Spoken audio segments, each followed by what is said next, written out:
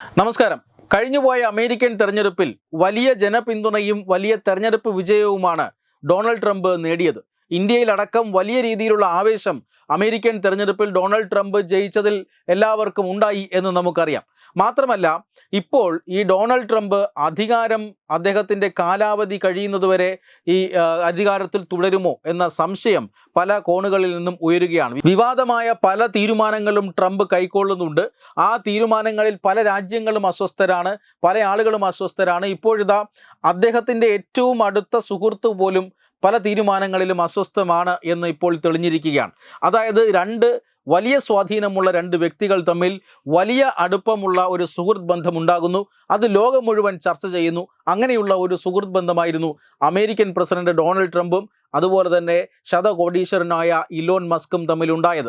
Elon മസ്കിനെ പിന്നീട് അമേരിക്കയിൽ Donald Trump സർക്കാർ രൂപീകരിച്ചപ്പോൾ ഒരു പ്രത്യേക വകുപ്പിൻ്റെ തലവനായി തന്നെ ഇലോൺ മസ്കിനെ നിയമിക്കുന്നത് നമ്മൾ കണ്ടതാണ്. അമേരിക്കയിൽ മൊത്തത്തിൽ ഒരു സംവിധാനങ്ങളെ പൊളിച്ചെഴുതാനുള്ള തുടക്കമായിരുന്നു ഇവർ രണ്ടുപേരും ഇട്ടത് എന്നാണ് നമ്മൾ വിചാരിച്ചത്. പക്ഷേ ഇപ്പോഴിതാ ഡൊണാൾഡ് ട്രംപും അതുപോലെ തന്നെ ഇലോൺ മസ്കും തമ്മിലുള്ള അഭിപ്രായ വ്യത്യാസങ്ങൾ മറനീക്കി പുറത്തു വന്നിരിക്കുന്നു എന്ന് മാത്രമല്ല, വളരെ കുറഞ്ഞ കാലം കൊണ്ട് ഇവർ തമ്മിലുള്ള വിദ്വേഷം അത് വലിയ രീതിയിൽ ആയുകയും ചെയ്തു. അതായത് കഴിഞ്ഞ ദിവസം ഇലോൺ മസ്ക് പ്രസിദ്ധീകരിച്ച അല്ലെങ്കിൽ ഇലോൺ മസ്കിൻ്റെതായി പുറത്തു വന്ന ഒരു എക്സ്പോസ്റ്റ് അത് സത്യത്തിൽ അമേരിക്കയെയും മറ്റ് ലോകരാജ്യങ്ങളെയും ഒരുപോലെ ഞെട്ടിപ്പിച്ചതാണ്. അതായത് ഇലോൺ മസ്ക് എഴുതിയത് ഡൊണാൾഡ് ട്രംപിനെതിരെയുള്ള ഒരു കടുത്ത ആരോപണമാണ്. എപ്സ്റ്റൈൻ ഫയലുകളിൽ ഡൊണാൾഡ് ട്രംപിൻ്റെ പേരുണ്ട്.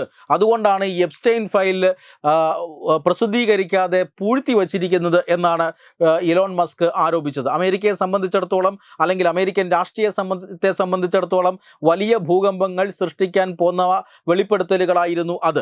പക്ഷേ എന്തായാലും ഇപ്പോൾ ഇലോൺ മസ്ക് ഈ പോസ്റ്റ് പിൻവലിച്ചിട്ടുണ്ട്, ഇത് ഡിലീറ്റ് ചെയ്തിട്ടുണ്ട്.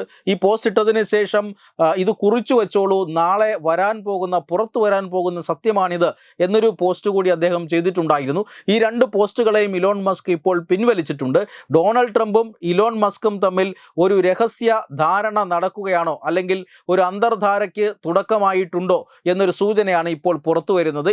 ഇരുവരും തമ്മിൽ ചർച്ച ചെയ്ത ഒരു പക്ഷേ കാര്യങ്ങൾ സെറ്റിൽമെന്റിൽ എത്തിയേക്കാം എന്നൊരു സൂചന ഇപ്പോൾ ലഭിക്കുന്നുണ്ട്. എന്തായാലും ഇലോൺ മസ്കിന്റെ കമ്പനികൾ സ്വീകരിച്ചു വരുന്ന ഗവൺമെന്റ് കോൺട്രാക്റ്റുകളും ഗവൺമെന്റ് സബ്സിഡികളും നിർത്തലാക്കുമെന്ന് കഴിഞ്ഞ ദിവസം തന്നെ ഡൊണാൾഡ് ട്രംപ് വ്യക്തമാക്കിയിരുന്നു. അതിനുശേഷമാണ് വലിയ രീതിയിലുള്ള പോര് ഇരുവരും തമ്മിൽ ആരംഭിക്കുന്നത്. ഏറ്റവും കടുത്ത പ്രയോഗം തന്നെ ഇലോൺ മസ്ക് പിന്നീട് നടത്തുന്നത് നമ്മൾ കണ്ടു. അതാണ് ഈ എപ്സ്റ്റൈൻ ഫയൽസിൽ ഡൊണാൾഡ് ട്രംപിൻ്റെ പേരുണ്ട് എന്ന വെളിപ്പെടുത്തൽ. എന്താണ് ഈ എപ്സ്റ്റൈൻ ഫയൽസ് എന്ന കാര്യം ഇപ്പോൾ വലിയ രീതിയിൽ ചർച്ചാ വിഷയമാവുകയാണ്. ജെഫ്രി എപ്സ്റ്റൈൻ എന്ന് പറയുന്ന ഒരു വലിയ കുറ്റവാളി, അമേരിക്ക ഈ അടുത്ത കാലത്ത് ചർച്ച ചെയ്ത ഒരു വലിയ കുറ്റവാളിയുടെ പേരാണത്. ഈ കുറ്റവാളി എന്ന് പറഞ്ഞാൽ ഇയാൾ കള്ളക്കടത്ത്, മനുഷ്യക്കടത്ത്, അതുപോലെ തന്നെ ലഹരിക്കടത്ത്, അതിനോടൊപ്പം മറ്റ് ക്രിമിനൽ കേസുകൾ, കൊലപാതകം, തട്ടിക്കൊണ്ടുപോകൽ, അങ്ങനെയുള്ള മറ്റു പല ക്രിമിനൽ കേസുകളിലും പെട്ടയാളാണ്. ഈ കുപ്രസിദ്ധനായ ഒരു അധോലോക നായകനാണ് ഈ ജെഫ്രി എപ്സ്റ്റൈൻ നടത്തിയ കുറ്റകൃത്യങ്ങളെക്കുറിച്ച് FBI ഒരു അന്വേഷണം നടത്തിയിരുന്നു. ആ അന്വേഷണത്തിൻ്റെ റിപ്പോർട്ടാണ് എപ്സ്റ്റൈൻ ഫയൽസ് എന്നറിയപ്പെടുന്നത്. ഈ എപ്സ്റ്റൈൻ ഫയൽസ് അത്രമാത്രം ചർച്ചാ വിഷയമാകാൻ കാരണം ഈ ഫയൽസിനുള്ളിൽ, അതായത് ഈ അന്വേഷണ റിപ്പോർട്ടിനുള്ളിൽ ഈ എപ്സ്റ്റൈനുമായി ബന്ധമുള്ള, ഈ വലിയ കുറ്റവാളിയായ എപ്സ്റ്റൈനുമായി ബന്ധമുള്ള ധാരാളം സെലിബ്രിറ്റികളുടെയും രാഷ്ട്രീയക്കാരുടെയും ബിസിനസ്സുകാരുടെയും ഒക്കെ പേരുകൾ ഈ റിപ്പോർട്ടിലുണ്ട് എന്ന് പറയപ്പെടുന്നു. അങ്ങനെ ഒരു കരക്കമ്പി അമേരിക്കയിൽ എമ്പാടും എത്തുന്നു. അതുകൊണ്ട് തന്നെ ഇങ്ങനെ ഒരു സംശയം ഉണ്ടാകാൻ കാരണം ഈ എപ്സ്റ്റൈൻ ഫയൽസ് പൂർണ്ണമായും പുറത്തുവിട്ടിട്ടില്ല. എപ്സ്റ്റൈനെ കുറിച്ചുള്ള അന്വേഷണ റിപ്പോർട്ട് FBI പൂർണ്ണമായും പുറത്തുവിട്ടിട്ടില്ല. ഭാഗികമായി, അതും കോടതി ഇടപെടൽ വന്നതിന് ശേഷമാണ് ഭാഗികമായിട്ടാണ് ഈ ഫയൽ പുറത്തുവിട്ടിട്ടുള്ളത്. FBI അന്വേഷണ ഏജൻസിയായ FBI തന്നെ ഈ ഫയൽസിൻ്റെ കുറച്ചധികം തന്ത്രപ്രധാനമായ അല്ലെങ്കിൽ കാതലായ ഭാഗങ്ങൾ ക്ലാസിഫൈ ചെയ്തിട്ടുണ്ട്. ക്ലാസിഫൈ ചെയ്യുക എന്ന് പറഞ്ഞാൽ ആ വിവരങ്ങളൊന്നും പുറത്തേക്ക് ലഭിക്കില്ല എന്നർത്ഥം.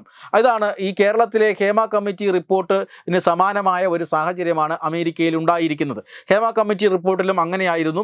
കോടതി ഇടപെടൽ കാരണം ചില പേജുകൾ പുറത്തുവിട്ടു. പക്ഷേ കാതലായ ഭാഗം ഇപ്പോഴും ആർക്കും അറിയാത്ത നിലയിലാണ് അത് പൂഴ്ത്തി വച്ചിട്ടുണ്ട്. ഇങ്ങനെ ഇത് സർക്കാർ പൂഴ്ത്തി വയ്ക്കാനുള്ള ഏറ്റവും പ്രധാന പ്രധാനപ്പെട്ട കാരണം അമേരിക്കൻ പ്രസിഡന്റ് ഡൊണാൾഡ് ട്രംപിൻ്റെ പേരതിലുള്ളത് കൊണ്ടാണ് എന്നാണ് ഇപ്പോൾ എലോൺ മസ്ക് പുറത്തുവിട്ടിരിക്കുന്നത്. ഇനിയിപ്പോൾ എലോൺ മസ്കും അതുപോലെ തന്നെ ഡൊണാൾഡ് ട്രംപും തമ്മിൽ ഏതെങ്കിലും ധാരണയുണ്ടായി ഈ ഒരു അവകാശവാദത്തിൽ നിന്ന് ഇദ്ദേഹം പിന്മാറിയാലും മറ്റ് പ്രതിപക്ഷ കക്ഷികൾ അടക്കമുള്ള ഏജൻസികൾ അതുപോലെ തന്നെ വിക്കിലീക്സ് അടക്കമുള്ള മറ്റുള്ളവർ എല്ലാം തന്നെ സമാനമായ സംഘടനകൾ ഇവരെല്ലാം തന്നെ ഈ പറയുന്ന എപ്സ്റ്റൈൻ ഫയൽസിന് പിന്നാലെ പോകുമെന്ന് ഉറപ്പാണ്.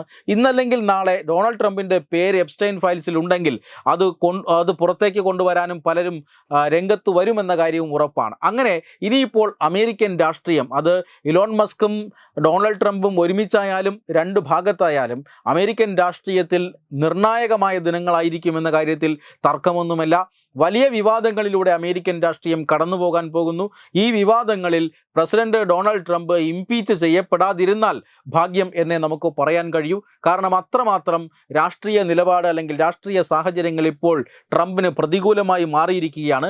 പല രാജ്യങ്ങളും, അതായത് തൊട്ടടുത്ത് കിടക്കുന്ന കാനഡ ഉൾപ്പെടെയുള്ള പല രാജ്യങ്ങളും ഈ ട്രംപിൻ്റെ നിലപാടുകളിൽ അത്ര തൃപ്തിയുള്ളവരല്ല.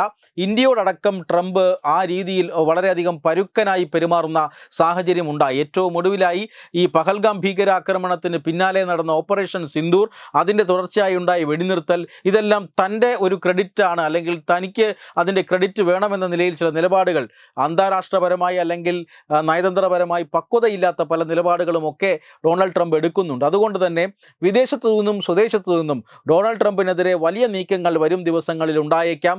ആ നീക്കങ്ങളിൽ പിടിച്ചു നിൽക്കാൻ ട്രംപിന് കഴിയുമോ എന്ന് കാത്തിരുന്നു തന്നെ കാണേണ്ടി വരും. വെബ് ഡെസ്ക് തത്തുമൈ ന്യൂസ്.